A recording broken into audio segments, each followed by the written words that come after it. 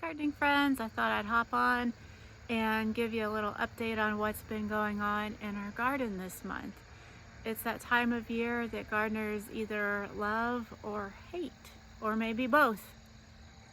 It seems like it's mostly cleanup and doing some things to prepare for next year, such as laying out any compost and fertilizer, planting garlic, so that's a good thing. But mostly a lot of cleanup. No worries.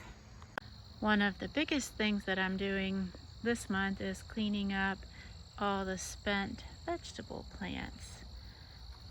As you can see, I've still got some hanging on, kind of dying back.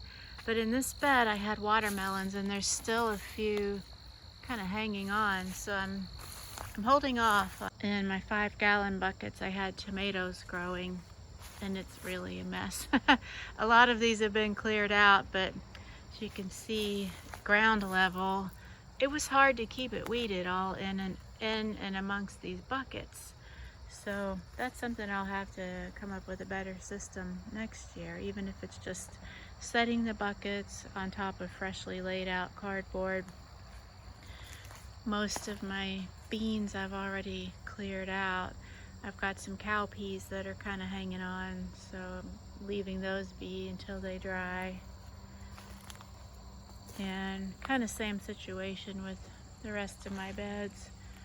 This is the exception. This bed is totally overrun with weeds, and I'm getting ready to clear that out to get the garlic planted. So that's another big thing that I'll do this month.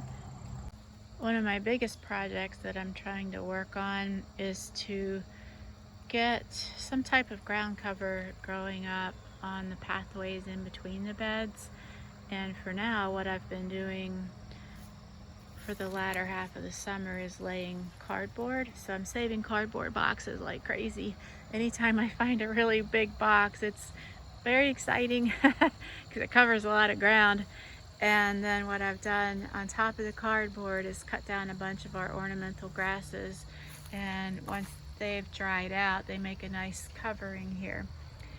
And so at least it'll help keep the weeds down, hopefully over the winter, and then as spring rolls around this will still be here as ground cover and acting as a weed barrier. That's my plan, at least. I'm kind of attacking it from another front too, and right up around the beds I've got an evergreen ground cover growing, sedum. So my goal, this stuff spreads like crazy, so my goal is to get it to where the sedum is fully growing and just spreading, covering in maybe even these walkways, because you can walk on this stuff and it'll bounce back. Or at least it'll fill in right up against the beds. Try to start off next year with a better handle on the weed situation.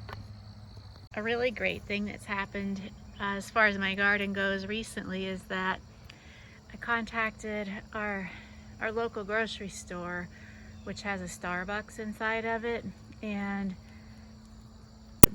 asked them if they would start saving their used coffee grounds for me to put in my compost. And they were very happy to do it. All I have to do is call them in the morning of any day when I know I'll be able to come pick them up, and then I just go pick them up that afternoon. So they give them to me in this bucket, and then inside of that, sorry for all the plastic noise, I've got a whole bucket of coffee grounds. So that's awesome. So between that and all the leaves that I'll be able to shred this fall, I'm gonna have some good compost going.